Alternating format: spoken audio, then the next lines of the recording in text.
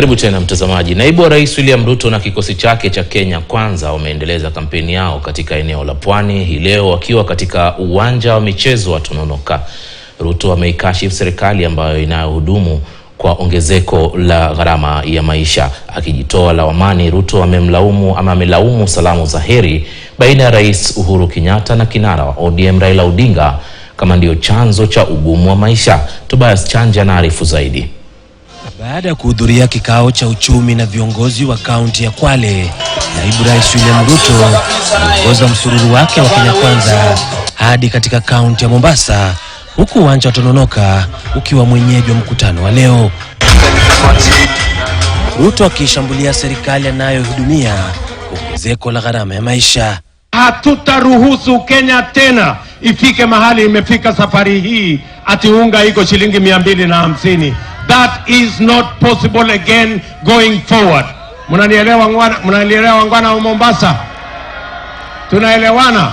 Ruto ambaye ni kinara wa chama cha UDA ndani ya mrengo wa Kenya Kwanza akinyoshea kidole uhusiano baina ya Rais Uhuru Kenyatta na kinara ODM Raila Odinga kama ndio sababu ya ongezeko la gharama ya maisha. Wengine wanajaribu kuniuliza maswali, lakini wacha mimi niwaulize maswali. Kama unga ilikuwa 75 2018, mbona unga leo 2022 imefika shilingi 1250? Mimi nataka niwaulize, si mheshimiwa rais mwenyewe alituambia ya kwamba mshauri wake mkubwa ni ule jamaa wa kitendawili?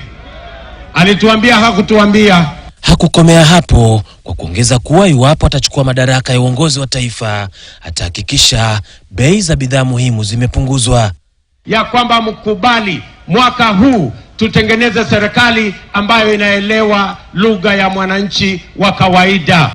Viongozi wengine walioandamana naye wakiendelea kujipigia debe na kuzidisha mashambulizi dhidi ya wapinzani wao wa mrengo wa Azimio la Umoja. Huu muundo mpya ambao kinara wetu William Ruto ameanzisha Kenya nzima, hata we mwenyewe ukiangazia pahali huko unaona kweli hili ni jambo jipya.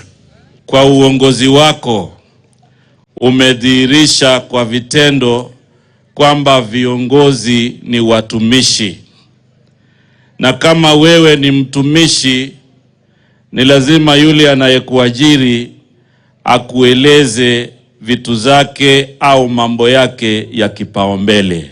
Furahi kwamba ile serikali tunaunda ni serikali ya mwananchi wa chini.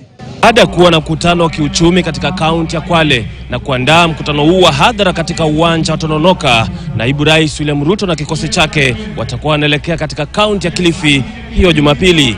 Tobias Chanji, KTN News, kaunti ya Mombasa.